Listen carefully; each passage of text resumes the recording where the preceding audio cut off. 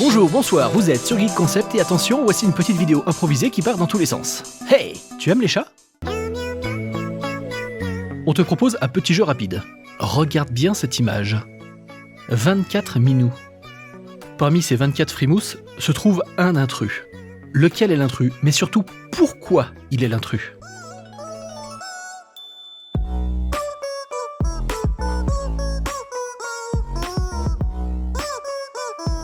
N'hésite pas à faire pause pour bien regarder et donne-nous ta réponse en commentaire.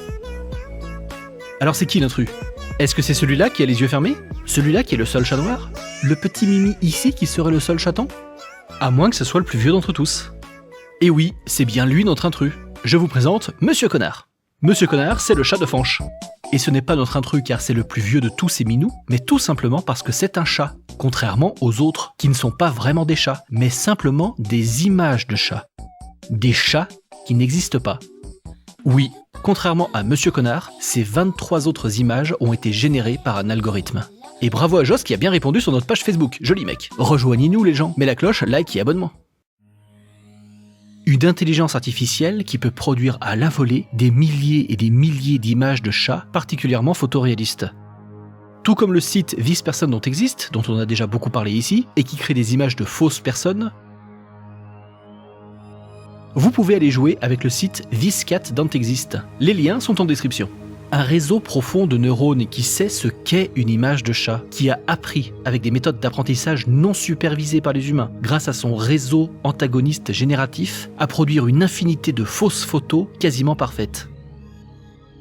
Des simili-cerveaux numériques qui fonctionnent plus ou moins comme le tien. Différentes technologies de type GAN ou de diffusion, dont nous avons parlé en août dans cette vidéo, et qui ont déjà fait d'immenses progrès depuis 6 mois. Que ce soit pour la génération d'images les plus fantastiques ou pour la génération de textes avec le fameux GPT-3. Événement incroyable que nous sommes en train de vivre et qui va très certainement chambouler nos habitudes d'ici quelques petites années. Des technologies démentielles et assez flippantes d'intelligence artificielle dont on reparlera très prochainement dans notre grande série. On a l'impression d'être dans de la SF, franchement. Ah bah voilà. Là, je vous avoue que franchement c'est une des premières fois où vraiment depuis les dernières années, il y aura un avant et un après. C'est fou.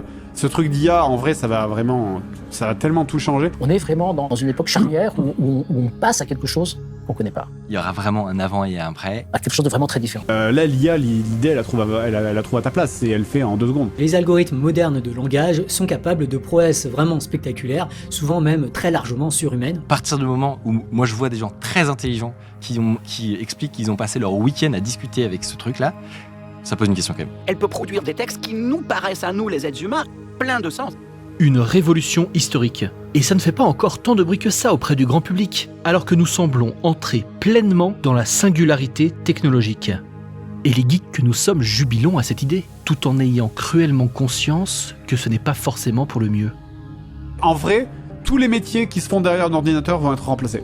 Dans 5 ans, on n'existera plus. Un truc qui est frappant, c'est leur côté omnicompétent. Ils peuvent faire vraiment toutes sortes de tâches pourvu que le résultat demandé consiste en du texte. Ah mais c'est fascinant quand même, parce qu'il produit un texte il est poli, il est érudit, il comprend le contexte, il fait des réponses cohérentes, des réponses bien construites. On a l'impression d'être dans de la SF, franchement. Ah bah voilà. Seras-tu remplacé par une IA ? Comme j'ai dit, des stream VTubers IA, ça existe déjà. La diversité des problèmes qu'ils peuvent appréhender est impressionnante, oui. On a même pu faire passer des tests de QI à ChatGPT. Et son QI serait autour de 80. Là, c'est différent. Genre là, ça touche vraiment tous les métiers. Si demain, subitement, 40% de la population se fait remplacer, parce que c'est tout le tertiaire en fait qui est menacé, si 40% de la population se fait remplacer par des intelligences artificielles, tu fais quoi en fait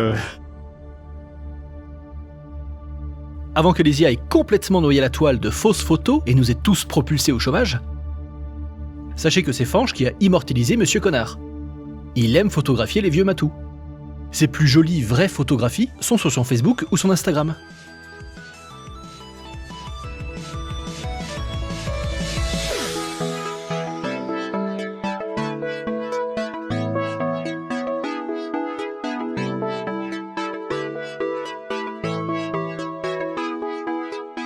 Vous trouverez ces réseaux en description avec d'autres liens sympas que je vous colle au sujet de l'intelligence artificielle.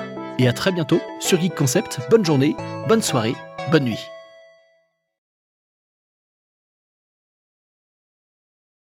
Or je suis terrifié et quelque peu désespéré par le fait que de nos jours, les experts en IA et le grand public pêchent actuellement gravement par absence de crainte vis-à-vis de technologies pourtant déjà hors de contrôle, ou du moins hors de tout contre-pouvoir digne de ce nom.